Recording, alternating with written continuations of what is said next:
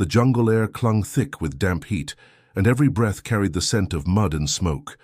Aiko Tanaka, her uniform stained with sweat and the dust of collapsing walls, pressed a bloodied cloth against the chest of a soldier no older than her younger brother. His eyes, wide with fear, reflected her own exhaustion. She had tended wounds before, but this endless stream of broken bodies felt like an ocean that swallowed every bit of hope. Around her, the makeshift hospital pulsed with groans, whispered prayers, and the distant thunder of American artillery creeping ever closer. In those moments the world narrowed to torn flesh, desperate cries, and the hollow ache of hunger gnawing at her own stomach. Yet even as the walls trembled, she moved with discipline, each stitch and bandage a defiance against despair. War had stripped away illusions of glory. What remained was duty, heavy and inescapable. She wondered silently if Osaka still stood, if her parents still walked its narrow streets, if her younger brother had already joined the ranks of the fallen. The jungle outside was alive with sounds that never ceased, the hum of insects, the sudden crack of branches under marching boots, and the low rumble of bombers sweeping overhead.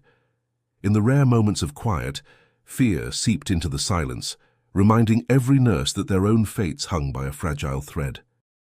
Whispers passed through the ward, rumors of American soldiers advancing faster than anyone expected. Each word spread unease, capture, surrender, dishonor. Aiko forced herself to push those thoughts aside, but they lingered at the edges of her mind like shadows she could not banish. Her fellow nurses clung to small fragments of normalcy. Keiko hummed a lullaby as she washed blood from her hands, while Hana scribbled hurried notes on scraps of paper, recording supplies that no longer existed. Michiko, the youngest, sat trembling after every explosion, her eyes darting to the canvas walls as if they might collapse at any moment. They were bound together by duty, yet each carried fear differently, and Aiko felt the weight of leadership pressing on her more than the heat itself. In the quiet corners of her mind, she asked herself questions she dared not speak aloud. What would it mean to fall into enemy hands? Would capture erase the honor her family expected her to uphold? The men spoke of death before surrender, but Aiko had seen enough death to know its emptiness. Survival, though bitter, still whispered a promise of tomorrow. As she stepped outside the tent for a breath of air, the sky glowed faintly with the fires of distant villages. The jungle smelled of smoke and wet earth, a mingling of destruction and life stubbornly enduring. She closed her eyes and steadied her breath, clinging to the discipline drilled into her since training. Around her the world was shifting, and she knew that soon nothing would remain the same. This is a story of captivity and survival, of women who entered the unknown with fear in their hearts and pride in their veins, only to confront a world that shattered everything they believed. Before we journey deeper, remember to subscribe for more untold stories of courage and humanity during the Second World War. Inside, another explosion rattled the ground. Aiko returned to her post, where duty still waited in the form of another wounded soldier gasping for life. She pressed her hands firmly against his wound, whispering to herself, "Hold on just a little longer." She had no idea that the approaching footsteps of strangers would soon alter the course of her existence forever. Aiko Tanaka had grown up in Osaka beneath the stern gaze of her father, a factory supervisor who believed discipline was the foundation of honor. Her mother's softer voice had balanced the household, teaching her to sew, to cook, and to show compassion. Yet when the war spread like fire across the Pacific, compassion became a tool of service, and duty outweighed every personal dream. "You will serve with dignity," her father had told her the night before she left for training.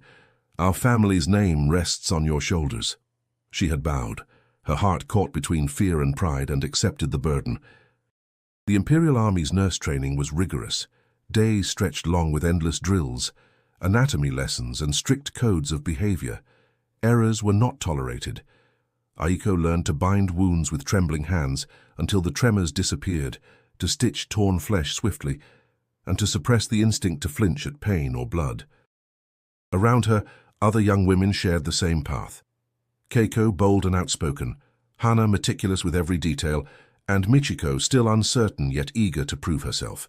Together they formed bonds that carried them through the grueling regimen, whispering encouragement late at night when exhaustion blurred their resolve. When deployment orders came in early 1944, Aiko boarded a transport ship bound for the Philippines. The sea voyage was long, days rolling into nights under the constant hum of engines and the uneasy watch for enemy aircraft. On the deck, the nurses stood together, gazing at the horizon as the sun melted into the waves. Keiko tried to lighten the mood, teasing Hana about her tendency to triple-check medical kits. Michiko clutched the rail tightly, whispering that she had never traveled so far from home. Aiko remained quiet, staring at the endless sea, feeling both anticipation and dread. The first sight of the Philippine Islands struck her with a sense of surreal beauty.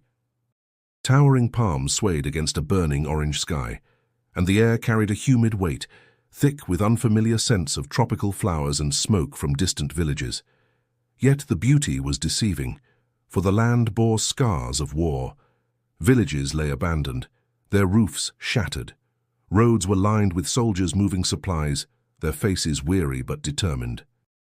Assigned to a field hospital near the front, the nurses found conditions harsher than they had imagined. Supplies were scarce, cots overcrowded, and the wounded arrived in waves that seemed endless. Aiko quickly realized that their mission was not just medical, it was survival with limited tools. She used bamboo splints for broken bones, brewed herbal teas when medicine ran out, and boiled every scrap of cloth to reuse as bandages. The Japanese soldiers, many barely older than herself, clutched at her hands with gratitude, whispering arigato through fevered lips. Each thank you was a reminder of why she had come, even as exhaustion threatened to hollow her spirit. At night, under dim lantern light, the nurses gathered in their corner of the camp. Hana calculated remaining supplies, muttering about shortages that made her chest tighten. Keiko, ever defiant, declared, "We will endure longer than the enemy believes." Michiko listened silently, eyes wide, as though every sound in the distance foretold disaster. Aiko, though weary, tried to steady them with calm words. "As long as we keep doing our work, hope survives." She didn't fully believe her own words, but she knew they needed something to cling to. Yet even then, whispers drifted among soldiers about the relentless American advance. Maps with shifting lines revealed how quickly the enemy drew near. Aiko tucked those fears away, concentrating on her role. She was a nurse, sworn to serve, bound by family and nation. But late at night, as the jungle echoed with the cries of the wounded and the distant thunder of artillery, she wondered how long their hospital could stand before the storm reached them. The field hospital was little more than a cluster of patched tents, surrounded by dense jungle, its walls trembling with each distant explosion. Inside, the air smelled of sweat, antiseptic boiled from herbs, and the metallic tang of blood that never seemed to fade. Aiko moved from cot to cot, her sleeves rolled high, her hands raw from scrubbing. Each patient bore wounds she could barely manage with the limited supplies, shattered limbs, festering cuts and fevers that left men shaking uncontrollably. She improvised splints from bamboo and stitched torn skin with needles dulled from overuse. Every action was a struggle against scarcity. Food was meager, often nothing more than a handful of rice mixed with watery broth. Medicines dwindled until bottles stood empty, and bandages were washed and reused until they fell apart. Soldiers groaned under the relentless weight of infection, and Aiko whispered comfort while her own stomach ached with hunger. Still, she forced herself to maintain composure, knowing her calm presence gave the men a fragile sense of reassurance. Discipline ruled their days. At dawn, nurses lined up for inspection, uniforms ironed even if the fabric was worn thin. Orders were sharp, voices clipped, and mistakes punished with harsh words that cut deeper than exhaustion. Keiko often muttered beneath her breath, earning sharp glares from senior officers, while Hana recorded meticulous notes that no one had time to read. Michiko, youngest of all, struggled to hide her trembling hands, biting her lip to keep from crying when faced with yet another dying soldier. Aiko tried to guide her gently, reminding her, if we falter, they falter too. Outside, The jungle pulsed with life. Cicadas buzzed in deafening waves, and the heavy air carried the constant threat of malaria. At night, when darkness swallowed the camp, the cries of the wounded blended with the distant boom of artillery, a reminder that the war crept closer. Soldiers returned from the front lines with vacant stares, their words fragmented by shock. Some spoke proudly of resistance, swearing never to yield. Others, in quiet whispers, admitted doubts about Japan's strength against the Americans' overwhelming advance. Around the nurses' shared lantern at night, conversations revealed cracks in their resolve. Hana worried aloud, "If supplies don't arrive, how much longer can we last?" Keiko, defiant as always, answered, "We endure. That is what is expected of us." Michiko, voice barely audible, asked, "And if they come here?" The silence that followed her question was heavier than any artillery shell. No one dared respond, yet the thought lingered in every mind. Aiko often found herself caught between her father's voice echoing from memory and the reality before her eyes. Honor demanded resilience, yet each fading heartbeat she witnessed eroded the certainty she had once carried. She clung to her duty, stitching wounds with precision, commanding her hands not to shake, willing herself to believe that her work still held meaning. But beneath that surface strength, she knew the tides of war were shifting, and survival itself was becoming as uncertain as the next sunrise. The soldiers' whispers spread faster than fever, speaking of American units pushing through villages, of outposts collapsing, of a line of defense that could no longer hold. Rumors thickened the air, feeding fear among the wounded and staff alike. Aiko walked through the ward, pretending not to hear, yet each word lodged in her chest like a stone. The ground beneath her feet no longer felt steady, as though the jungle itself waited for the inevitable storm that would reach them soon. Rain fell in relentless sheets, turning the jungle floor into a swamp of mud and broken branches. Aiko bent her shoulders beneath the weight of a stretcher, her boots sinking with each step as she and Hana struggled to carry a wounded soldier through the rising flood. The canvas of their field hospital had collapsed hours earlier under artillery fire, leaving them to salvage what little remained. Lanterns sputtered in the storm, shadows flickering over terrified faces. Keiko shouted above the downpour, "Faster! The shelling will start again." Her voice, sharp with urgency, carried the truth they all feared. Inside what remained of the hospital, chaos consumed the nurses. Supplies had been scattered, crates overturned, precious bandages lost to the mud. Michiko knelt by a soldier, gasping for air, her hands trembling so violently that she dropped the needle she was trying to thread. Aiko crouched beside her, steadying her hands. "Breathe. Focus on him, not the sound outside." Michiko nodded, swallowing her fear, but her eyes darted toward the distant flashes of light that signaled more bombardments. The air was thick with smoke and the metallic stench of blood. Soldiers staggered in from the front, their uniforms shredded, their faces hollow with despair. Some carried comrades on their backs, refusing to abandon them even as exhaustion threatened to topple them. The officers barked orders, their voices strained, pushing both men and nurses to work faster. "The Americans are closer than we thought," one muttered to another, unaware Aiko overheard. The words chilled her more than the rain soaking through her uniform. That night, the bombardment intensified. Explosions shook the ground so violently that lanterns swung from their hooks and cots tipped over, sending wounded men crashing onto the dirt. The nurses scrambled to lift them back, whispering reassurances they no longer believed.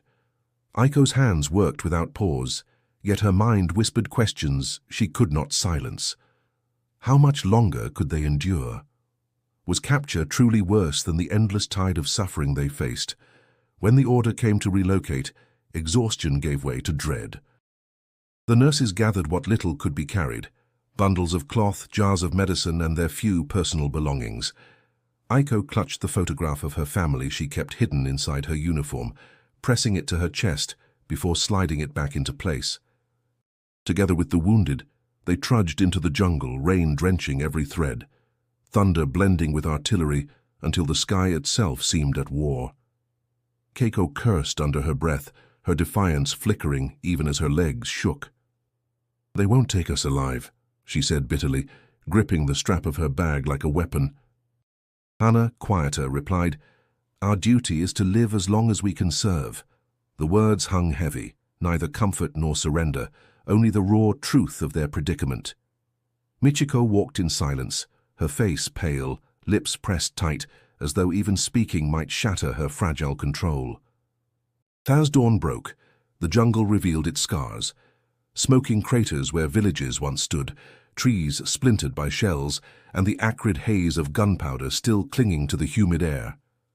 Aiko paused for a moment, her chest heaving, eyes scanning the horizon.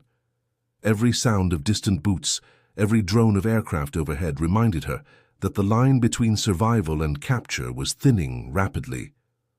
Though she forced her feet forward, she knew the storm of war would soon consume them, leaving no place to hide. The jungle was alive with gunfire, the rhythm of war echoing through the trees as Japanese soldiers scrambled to form a last defense. Aiko crouched behind a fallen log with Keiko and Michiko, the stretcher they had been carrying abandoned in the mud. Smoke drifted in choking waves, burning her throat as she tried to listen beyond the chaos. Orders were shouted, desperate and frantic, followed by the thunder of explosions that shook the very earth beneath them. Hannah's voice cut through the noise. "Stay low! Don't move unless I say." Moments later, the perimeter collapsed. American forces surged forward, their boots pounding against the soaked ground, rifles raised. The Japanese soldiers fired until their ammunition was spent, some charging with bayonets, their shouts drowned by machine gun fire. The nurses clung together, terror rising like a tide they could not escape. Keiko hissed through clenched teeth, "We cannot be taken." But Aiko's grip tightened on her arm, whispering fiercely, "If we run now, we die." Her words silenced even Keiko's defiance. The order to surrender rippled through what remained of the Japanese line. White cloths torn from uniforms waved shakily in the rain. Aiko's heart pounded as she rose slowly, her arms raised, her entire body trembling. Around her, the other nurses mirrored the gesture, their faces pale and eyes wide. The groans of wounded men mixed with the steady march of American soldiers closing in. For the first time, Aiko saw them clearly, taller than any men she had ever encountered, shoulders broad beneath khaki uniforms, rifles gleaming despite the mud. An American officer barked commands in English, words Aiko could not understand, but whose meaning was unmistakable. Hands gestured sharply. "Drop bags, move forward." One soldier stepped closer, towering over her, his shadow swallowing her slight frame. She dared not look up, her gaze fixed on the mud clinging to his boots. Still, she felt the weight of his presence, an almost surreal contrast to the frail Japanese soldiers she had tended in the hospital. Michiko's breath came in ragged gasps, tears streaking her face as she whispered, "They're giants." Keiko glared at her, but even her voice faltered. "Stand tall," she muttered. Though the irony stung, they were dwarfed in every sense, powerless in the hands of men who seemed carved from another world. The nurses were disarmed, their small surgical knives and medical kits confiscated. Aiko felt humiliation burn through her chest as she handed over the only tools that had given her purpose. Yet alongside shame came a fragile thread of relief. They were not being struck, not being harmed. The Americans moved with discipline, their faces stern but not cruel. Aiko's gaze caught on one figure among them, a man who seemed even taller than the rest. His calm eyes scanned the group of nurses with something different, curiosity perhaps, or restrained compassion. She did not know his name, nor his role, but in that instant she sensed he would become part of the path that awaited them. The march toward captivity began, boots splashing through the soaked jungle path. Japanese prisoners and nurses herded forward under the watchful eyes of guards. The air smelled of smoke and wet earth, the silence broken only by distant gunfire that grew fainter with every step. Aiko walked with her head bowed, her mind a storm of shame and unspoken questions. For years, she had been told that capture was worse than death, that surrender stripped honor beyond repair. Yet as she moved under the shadow of her captors, alive and unbroken, she could not silence the thought whispering within her. Perhaps survival carried its own form of defiance. The prisoners were herded onto trucks, the wooden slats creaking beneath the weight of exhausted bodies. Aiko sat wedged between Hana and Michiko, her knees pressed tightly against her chest as the vehicle jolted down a narrow dirt road. The humid air smelled of rust and sweat, mingling with the smoke still rising from distant battlefields. None of the nurses spoke. Their silence was heavier than the rumble of the engine. Only Michiko's muffled sobs broke through now and then, her shoulders trembling as she tried to hide her face. Hours later, the convoy arrived at a sprawling compound ringed with barbed wire. Guards directed the prisoners inside with curt gestures, rifles slung across broad shoulders. The camp spread out in rows of low wooden barracks, their roofs patched with tin, the ground worn into dusty paths by countless boots. Aiko took in every detail, the watchtowers, the barking orders in English she barely understood, the wary eyes of other prisoners already inside. This was to be their new reality, stripped of freedom and wrapped in uncertainty. The women were separated briefly for inspection. Their belongings were searched, every scrap of cloth and paper taken, leaving them with only their uniforms. An American medic approached, his expression unreadable. He was tall, towering above them in a way that made Aiko feel as though she had shrunk to the size of a child. "Check vitals," he told another soldier, and Hans motioned for her to extend her arm. She hesitated, heat rushing to her face at the indignity of being examined by the enemy. Hana whispered firmly, "Do it, Aiko. Show no weakness." With measured breath, she complied. Food was distributed that evening, bread, a tin of beans, and weak coffee.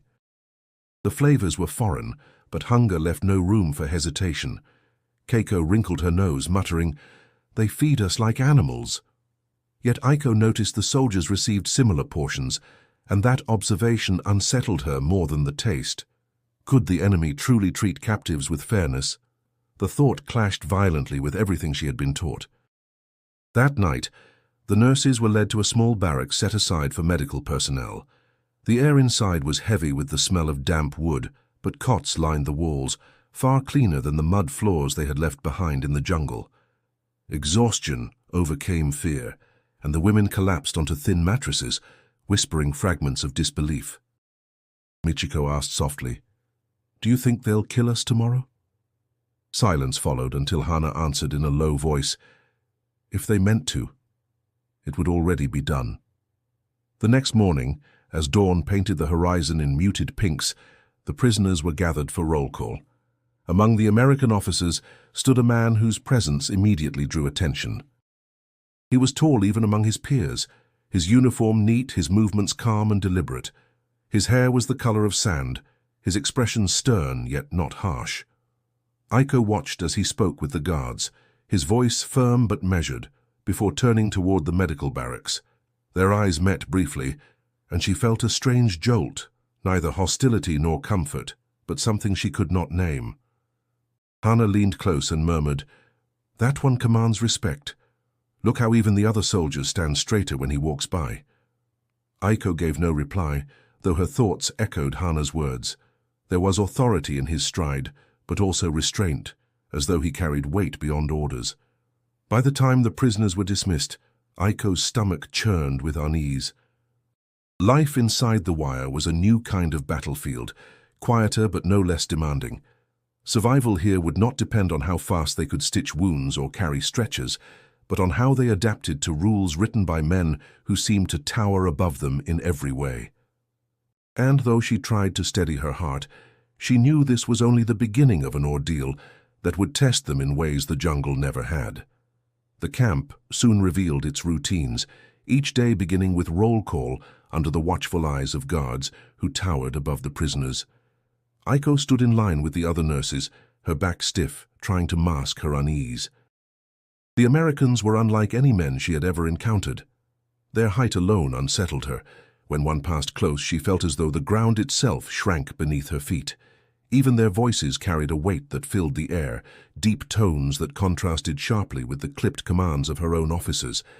Communication was the greatest obstacle.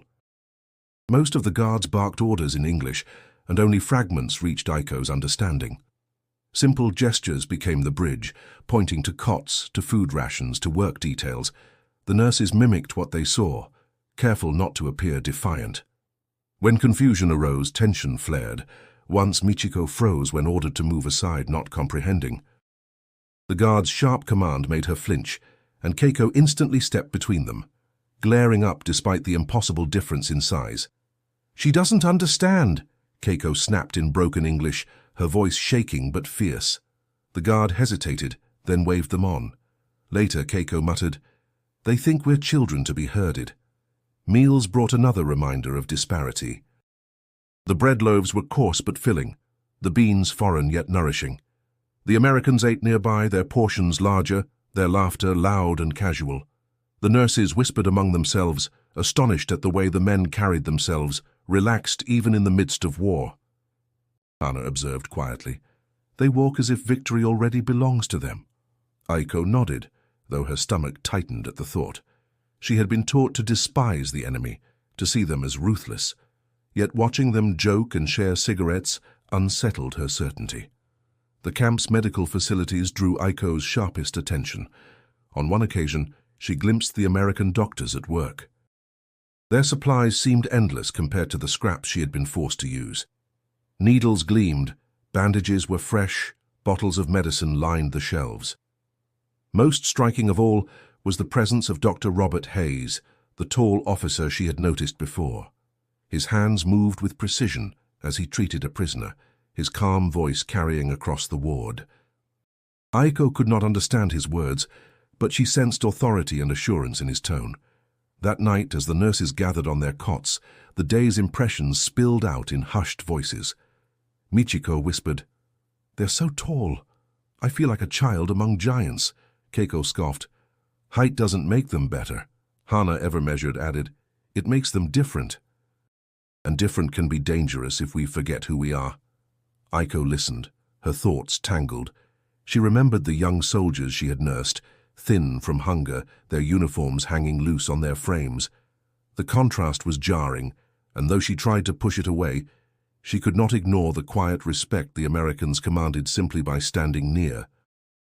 As sleep crept over the barracks, Aiko lay awake, staring at the wooden beams above.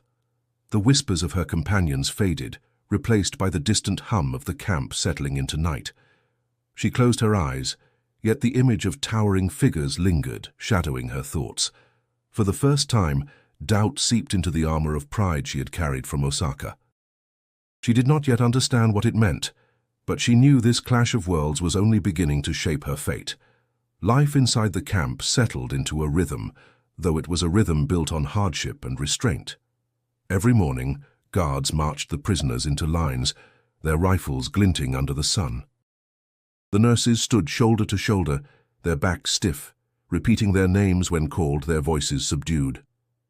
Aiko learned to conserve her strength, moving with calculated patience, aware that even the smallest mistake could draw unwanted attention. Hunger became a constant companion. Rations were measured to the ounce, bread that went stale quickly, beans that clung heavily to the stomach, coffee so thin it barely carried a taste. By midday, the ache inside her belly gnawed as sharply as the fear that never left her. Hana divided her portions into careful halves, nibbling slowly to stretch them across the day. Keiko grumbled openly, tearing into her food with defiance, as though speed could trick her body into fullness. Michiko sometimes offered half of hers to the weaker prisoners nearby, despite Aiko's protests. "They need it more," Michiko whispered, her face pale but determined. Disease haunted the camp like an invisible predator. Mosquitoes swarmed in clouds at dusk, leaving the air thick with buzzing. Prisoners scratched feverishly at bites, some collapsing days later with chills and sweats that marked the onset of malaria. Dysentery spread through barracks, the stench clinging to the air even after guards forced prisoners to scrub the floors. The nurses did what they could: cool cloths for fever, whispered encouragements, makeshift remedies drawn from memory. But without proper medicine, their efforts often ended with the stillness of another lifeless body carried out at dawn. Aiko fought to keep her resolve. She had promised herself never to show weakness before the enemy, yet each night she lay on her cot, listening to the rasping breaths of the sick, wondering if she would be next. "We must endure," she told her companions, though the words tasted hollow. Hana nodded firmly, but Keiko only scowled. "Endure for what?" "So they can watch us waste away." The bitterness in her tone cut deep, not because it was untrue, but because it echoed what Aiko feared most. The guards enforced rules with strict consistency. Prisoners were forbidden from wandering outside designated areas, and any attempt at defiance was met with shouted commands and stern stares. Aiko noticed, however, that punishment rarely escalated to violence unless provoked. This confused her. She had expected cruelty, yet what she saw was discipline, unforgiving, but not sadistic. It was a distinction that unsettled her, eroding the image of merciless enemies she had carried since leaving Japan. At times, American medics visited the barracks to check on the prisoners. Their towering frames cast long shadows as they moved from cot to cot, their words in English incomprehensible yet oddly steady. Aiko kept her eyes lowered, but she listened to the tone of their voices, calm rather than harsh. When one guard offered her a tin of water during a sweltering afternoon, she hesitated before accepting, bowing slightly despite herself. The man nodded once, then moved on, leaving her with a knot of conflicting emotions, gratitude tangled with shame. The nurses' unity began to fracture under the strain. Michiko cried often, clinging to hope that somehow release might come. Hana buried herself in order, counting supplies they no longer had, her meticulous habits a shield against despair. Keiko grew sharper, her defiance a brittle armor that sometimes cracked in the stillness of night when Aiko heard her muffled sobs. Through it all, Aiko tried to remain the steady center, though inside she felt herself wavering, each day pressing heavier against her spirit. When darkness fell and the camp quieted, Aiko lay awake listening to the chorus of insects and the distant footsteps of guards on patrol. She thought of Osaka, of the lanterns that once lit her family's street, of her father's stern words and her mother's gentle hands. Captivity had stripped away the certainty of honor, leaving only the question that gnawed at her heart. Was survival itself a betrayal, or was it the only form of strength left to them? The days blurred together, each one carrying the same harsh routine, until an incident shifted Aiko's perception in ways she could not ignore. A Japanese soldier collapsed near the gates, his body burning with fever, his skin glistening with sweat. The guards rushed him to the medical ward, and curiosity pulled Aiko's gaze toward the open doors. She expected indifference, perhaps a swift dismissal of a dying prisoner. Instead, she saw Dr. Robert Hayes kneel beside the soldier, his tall frame bending low, his gloved hands steady as he examined the man with quiet precision. The doctor spoke in English to his assistants, the rhythm of his voice calm and deliberate. An interpreter nearby explained to the nurses what was happening. "He says it is malaria. They will treat him with quinine." The words struck Aiko with disbelief. Quinine, the medicine they had begged for, prayed for, and never received in their own field hospitals, was here, administered by the enemy to one of their own soldiers. Keiko muttered under her breath, "Why waste it on us? They should let him die." But Aiko could not look away. She watched as Hayes prepared the injection, his tall figure blocking the lantern light for a moment. He pressed the needle with care, his expression unflinching, almost gentle. The soldier moaned faintly, and the doctor's hand lingered on his shoulder, steadying him until the worst passed. Later, as the nurses carried water to the barracks, the interpreter approached them. "The doctor asked if you can assist with minor care," he said in halting Japanese. Hana stiffened, answering, "We are not here to help the enemy." But the interpreter shook his head. "Not the soldiers, the sick, your own people." His words silenced them. Aiko's chest tightened with conflict. Serving under American orders felt like betrayal. Yet the thought of tending the wounded again stirred something she thought captivity had crushed. That night, lying on her cot, Aiko whispered to Hana, "Did you see his eyes?" He looked at the soldier as if he mattered. Hana sighed, her fingers tightening around the edge of her blanket. Compassion is not the same as friendship. Do not forget that. Yet her voice lacked conviction. Even Hana had seen it, the undeniable humanity in the way Hayes had worked. The following day, Aiko passed the medical ward again. Hayes stood by a window, tall and straight, giving instructions to younger medics. His voice carried a tone of patience, even authority tempered by restraint. For reasons she could not name, Aiko felt her chest stir with something unfamiliar. Not trust, not yet, but the faint spark of respect that unsettled everything she had been taught. Among the nurses, conversations turned sharper. Keiko refused to bend, her pride bristling like armor. "It is a trick," she insisted. "They want us to forget who we are." Michiko, quieter but trembling with hope, whispered, "But what if they are not the monsters we imagined?" The clash of voices filled the barracks, each word pressing against Aiko's thoughts until she felt torn in two. When silence finally returned, Aiko lay awake, staring at the ceiling beams. The memory of Hayes's calm expression lingered, colliding with the stern lessons of her father, the rigid codes of her homeland. In that fragile space between exhaustion and sleep, she realized something had shifted. The enemy no longer appeared as faceless giants. They were men, tall, unfamiliar and disorienting, but men nonetheless, and that revelation, quiet yet undeniable, unsettled her more than the hunger or the wire fences that hemmed her in. The outbreak began quietly, with a few prisoners collapsing under the weight of fever. By the third day, dozens were bedridden, their bodies trembling with chills as sweat soaked through thin blankets. The camp buzzed with unease, guards speaking hurriedly in English while prisoners whispered of death spreading through the barracks. Aiko felt dread coil in her chest. She had seen malaria before, but never in such numbers, and never without the tools to fight it. "Doctor."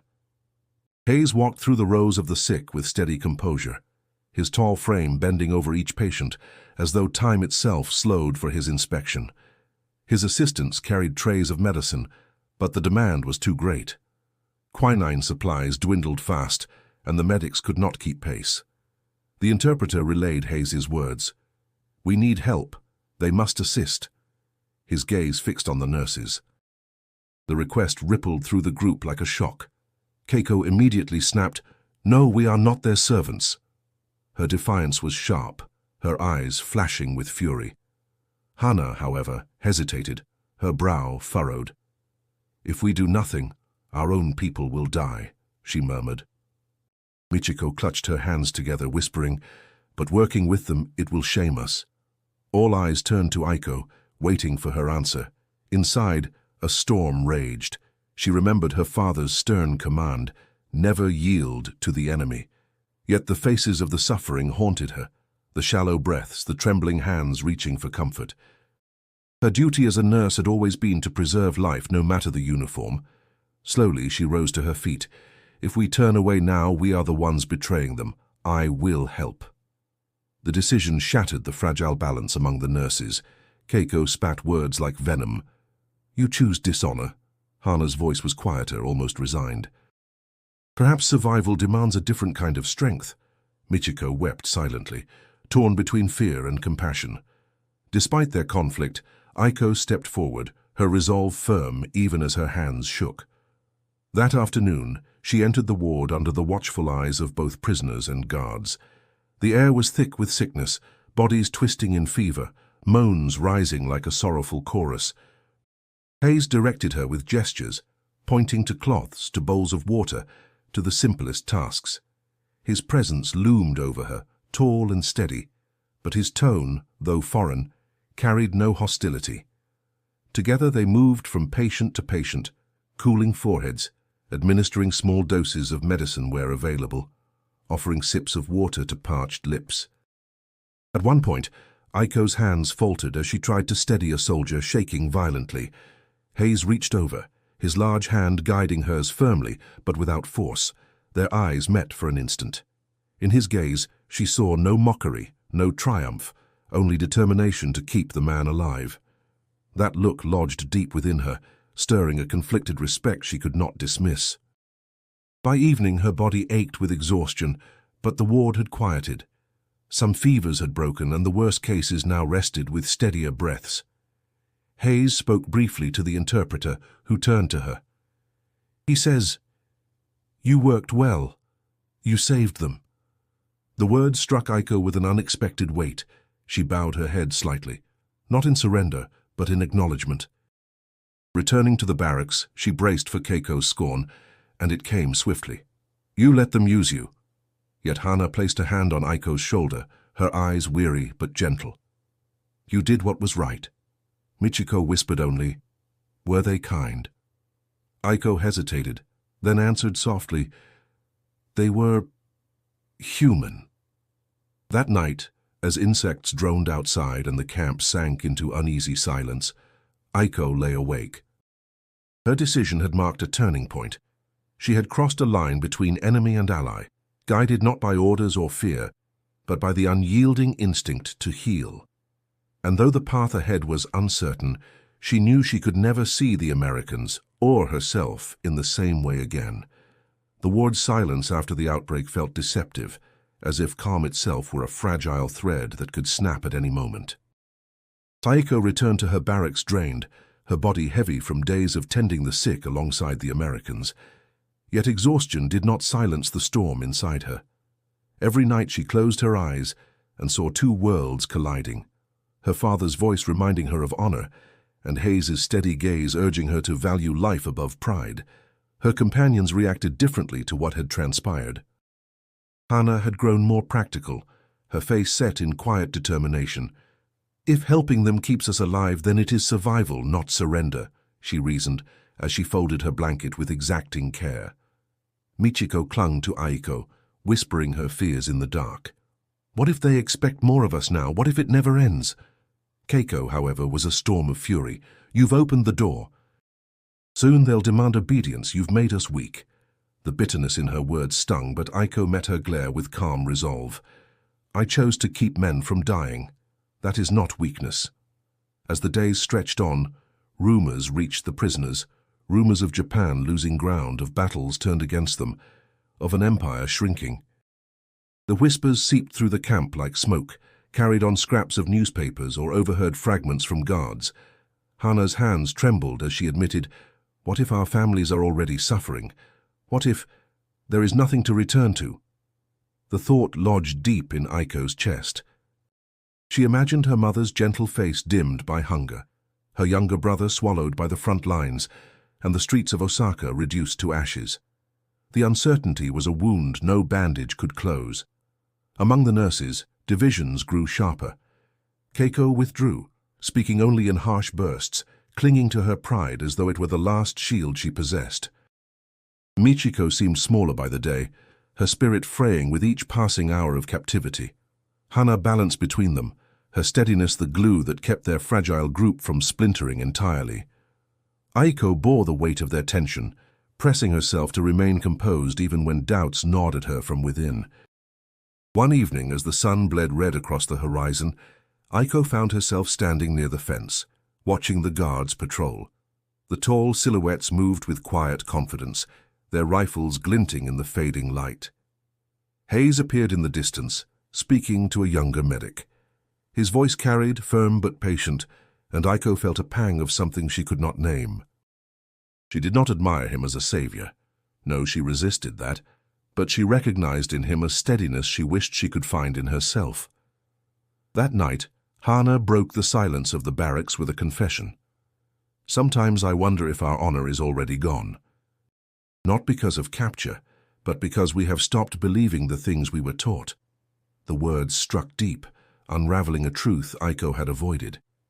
Perhaps the war had already stolen their honor, reshaping it into something different, something measured by endurance, not victory. Aiko lay awake long after the others drifted into uneasy sleep.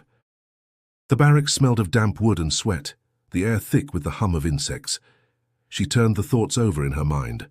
Honor, survival, pride, compassion. They clashed like steel, none giving way, none resolving.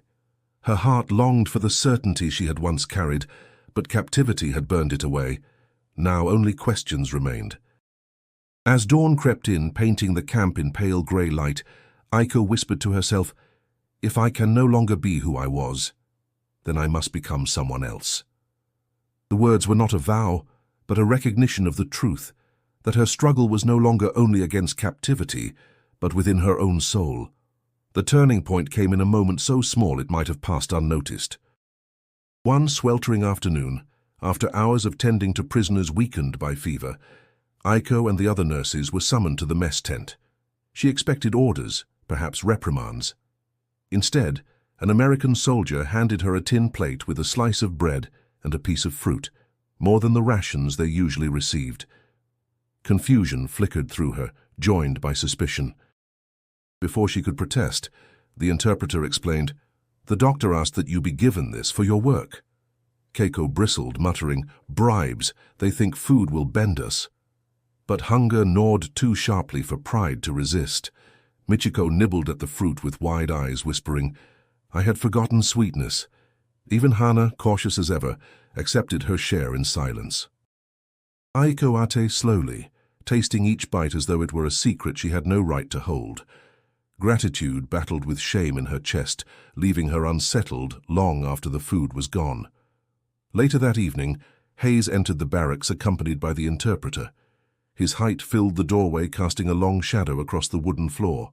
The prisoners fell silent, every pair of eyes fixed on him. He spoke briefly, the interpreter relaying his words. "He says you worked with discipline during the outbreak. Many lived because of your efforts. He thanks you." The words, so simple, struck with unexpected force. To be acknowledged, not as enemies but as nurses, was something none of them had imagined. Keiko crossed her arms, her glare unyielding. Empty words. Yet Aiko saw her jaw tremble, pride straining against a crack she refused to admit. Hana inclined her head slightly, the closest gesture to acceptance she would allow. Michiko, unable to hold back, whispered, "Arigato," earning Keiko's sharp rebuke. But even Keiko could not erase the shift that had begun. Days followed where the barriers between captor and captive thinned, not through speeches or orders, but through the smallest exchanges. Aiko watched Hayes speak to prisoners with patience, guiding younger medics without arrogance. Once, when a cot collapsed beneath a sick man, Hayes knelt to help lift him, his hands steady, his expression focused. It was a gesture that carried no trace of superiority, only duty. The nurses began sharing fragments of their own stories with the interpreter's help. Hana spoke of her dream to teach before the war. Michiko described the garden her mother tended, filled with plum blossoms. When Aiko's turn came, she hesitated, then admitted softly, "I became a nurse because I could not bear to see suffering without trying to ease it." Hayes listened, nodding once, his gaze steady. "He says," the interpreter relayed, "that makes you stronger than many soldiers." The comment left Aiko's throat tight, caught between pride and disbelief. In the quiet moments afterward, laughter sometimes replaced silence. The nurses whispered about the Americans' towering height, their broad frames that seemed unreal compared to the thin, weary men they had known. Michiko giggled nervously, saying, "When they stand close, I feel like a child among giants." Even Hana allowed herself a faint smile, though Keiko only rolled her eyes. For Aiko, the laughter was disarming, a fragile reminder that humanity could exist even within barbed wire. Yet with each day of easing tension came unease. Aiko felt herself standing at the edge of something dangerous, as though compassion might betray the memory of her homeland. But when she saw a soldier smile faintly at a prisoner he had just helped, or when Hayes's calm voice steadied her hands during treatment, the walls she had built around her heart wavered. That night, lying awake as moonlight traced faint lines across the barracks, Aiko whispered into the silence, "Perhaps survival is not only about enduring, but about remembering that we are still human." The thought frightened her, yet it also gave her strength. For the first time since capture, she drifted into sleep with the faintest sense of peace. The news arrived in fragments, carried by whispers, shouted orders, and the shifting expressions of guards who once looked unshakable. At first it was only a rumor. Tokyo had been bombed. Days later, the truth unfolded in devastating pieces. Hiroshima reduced to ashes, Nagasaki engulfed in fire. The words spread through the camp like a storm, impossible to silence. Aiko listened in stunned disbelief, her chest tightening as Hana murmured, "An entire city, gone." Michiko covered her face, whispering prayers through trembling lips. Even Keiko, who had clung so fiercely to defiance, stood silent, her shoulders rigid as stone. That night the barracks buzzed with anxious voices. "If they can destroy whole cities," Michiko cried softly, "what hope is left?" Hana whispered, "Perhaps none." Aiko pressed her hand against the wooden wall, trying to ground herself. Images of Osaka flooded her mind, her father's stern brow, her mother's gentle hands, the streets lined with lanterns. Were they still alive, or had fire swallowed them too? The uncertainty gnawed at her, more painful than hunger or captivity. Days later, word reached them of the unthinkable. Japan had surrendered. The empire that had once demanded unwavering sacrifice had bowed to defeat. The announcement shook the camp with a silence deeper than any explosion. For the nurses, the weight of those words was unbearable. Keiko spat bitterly. "They have shamed us all. Everything we endured, worthless now." Hana's voice broke as she whispered, "No. Perhaps it means the suffering will end." Michiko clutched Aiko's sleeve, her eyes wide.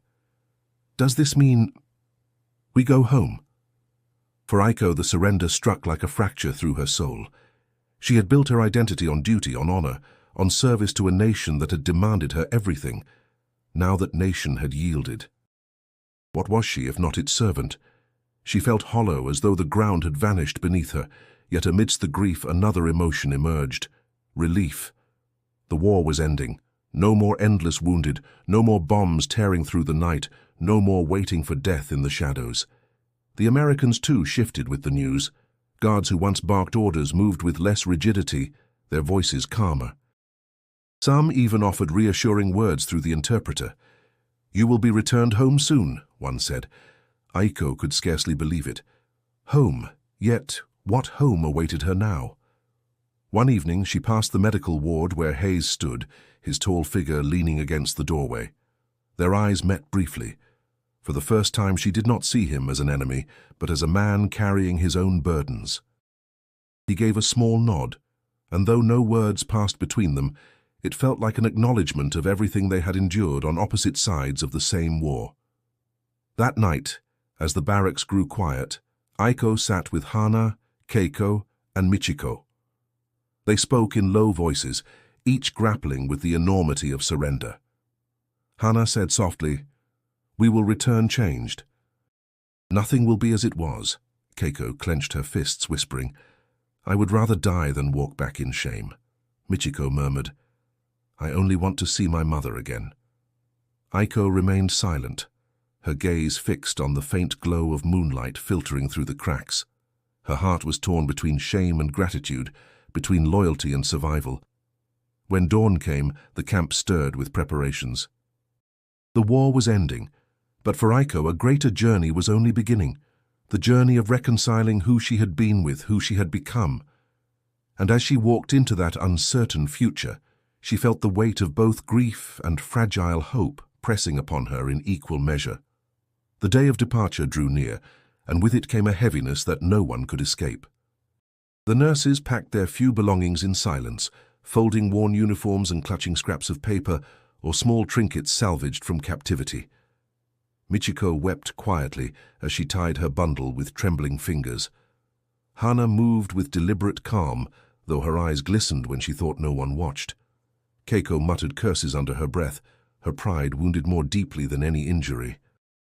Aiko folded her hands over her lap, staring at the wooden floor, her chest aching with emotions too tangled to name. That morning, the prisoners gathered in the yard. Trucks waited beyond the wire, their engines humming like restless beasts. Guards directed the lines, but their voices lacked the sharpness of months before. For the first time, the barbed wire gates swung open, not for patrols or punishment, but for release. Aiko felt her knees weaken as the reality struck her. This chapter of captivity was ending. As they prepared to leave, Dr. Hayes approached the group of nurses. His tall frame cast a shadow across the dust, his expression solemn yet composed. He spoke a few words in English, and the interpreter relayed them softly. "He says you showed strength here, not just as prisoners, but as women who endured more than most soldiers could. He wishes you safe return." The words stirred something deep within Aiko, a swell of gratitude laced with sorrow. She bowed her head, the gesture small yet heavy with meaning. Hana followed suit, her eyes shimmering. Michiko whispered a faint thank you in Japanese, while Keiko turned her face away, her silence sharper than any reply. For a brief moment, Hayes lingered. His gaze met Aiko's, steady and unspoken. No romance lay in that look, no promises, only mutual recognition, born from long days of toil, suffering, and survival. They stood on opposite sides of a war, yet in that instant they were simply two people who had witnessed the fragility of life and the weight of compassion. When the guards signaled for departure, Aiko climbed into the truck, her hands gripping the wooden rail as though to steady her heart. The camp receded behind her, its watchtowers shrinking into the horizon. She expected to feel only relief, but instead an unexpected ache settled within her. She had hated this place, feared it, endured it. Yet it was also where she had rediscovered the core of who she was, not just a servant of her nation, but a nurse, a woman bound by the will to preserve life even when honor and pride crumbled. Beside her, Hana whispered, "It is over." Michiko clutched her hands together, whispering prayers of thanks. Keiko stared ahead, lips pressed tight, her silence heavy with unspoken grief. Aiko leaned against the wooden slats, letting the wind brush against her face. It smelled of dust and salt, carrying both freedom and uncertainty. As the convoy rumbled forward, she closed her eyes briefly and let the memories wash over her. The cries of the wounded in the jungle, the fear of capture, the towering figures of American soldiers, the quiet steadiness of Hayes's gaze. Each memory carved into her, shaping a story she would carry long after the barbed wire faded from view. She opened her eyes to the road ahead. The journey home had begun, but the woman returning to Japan was not the same one who had left Osaka. Something within her had shifted, a truth that would remain long after the war's echoes had quieted. The trucks rolled on, and with them, the fragile promise of a future she had once thought impossible. Osaka greeted Aiko with silence. The city she had once known, bright lanterns over narrow streets, the rhythm of merchants calling their wares, had been replaced by ruins. Charred timbers jutted from the earth like broken bones, the smell of smoke lingering even months after the firebombing. She stood among the rubble, clutching the small bundle of belongings she had carried from captivity, her heart heavy with grief. Hana walked beside her, her face pale but composed, while Michiko wept openly at the devastation. Keiko, true to herself, stared with clenched jaw, her pride a fragile shield against despair. Returning home did not mean returning to what once was. Families were shattered, neighborhoods scattered, and whispers of loss filled every corner. Aiko learned her father had died during an air raid, while her mother had survived but grown frail, her body worn by hunger. When Aiko finally embraced her, the woman's arms trembled, yet held a strength Aiko had nearly forgotten. "You came back," her mother whispered, her voice breaking. Aiko pressed her face against her shoulder, tears slipping free. "I survived," she answered softly, though inside she wondered at what cost. At night, sleep brought memories of the camp. She saw again the towering figures of American soldiers, their shadows stretching long across the barracks. She remembered Hayes, his calm voice, the weight of his gaze that had carried neither cruelty nor pity, only resolve. The image of him remained with her, not as a mark of shame, but as a reminder that humanity could be found even in war's darkest corners. Life after surrender was a struggle. Food was scarce, buildings still lay in ruins, and survivors wrestled with both grief and shame. Aiko returned to nursing, this time in a small clinic built from salvaged wood. Patients came not as soldiers but as civilians, children weakened by malnutrition, elders coughing from smoke-filled lungs, mothers holding infants too frail to cry. Aiko worked tirelessly, her hands moving with the same discipline that had once served an empire, now devoted to rebuilding lives. Each wound she dressed, each fever she soothed, was an act of quiet defiance against despair. Hana found work teaching children in makeshift classrooms, her voice carrying lessons amid the ruins. Michiko married a fisherman who had lost his brothers to the war, seeking comfort in building a family from the fragments left behind. Keiko, though hardened, poured her strength into organizing aid for widows, her fire reshaped into determination. They had all changed, each bearing scars unseen, yet each carrying forward a piece of resilience forged in captivity. One evening, as lanterns flickered faintly in the rebuilt streets, Aiko walked alone and reflected on her journey. She remembered the fear of capture, the humiliation of surrender, the towering shadows of men she once thought monsters. Yet what lingered most was not fear, but the lessons carved into her spirit. Survival was not weakness, compassion was not betrayal, and honor was not found in blind defiance, but in choosing life when death beckoned. She paused beneath a sky still streaked with scars of war, whispering to herself, "I am not who I was, but I am still here." In that truth she found strength. Her story, like countless others, was not one of victory or defeat, but of endurance, proof that even in the face of ruin, humanity could rise again. And as you reflect on Aiko's journey, remember to subscribe for more untold stories of courage and resilience during the Second World War. Do not stop here. Click the video suggested on your screen and continue uncovering the hidden voices of history that shaped the world we live in today.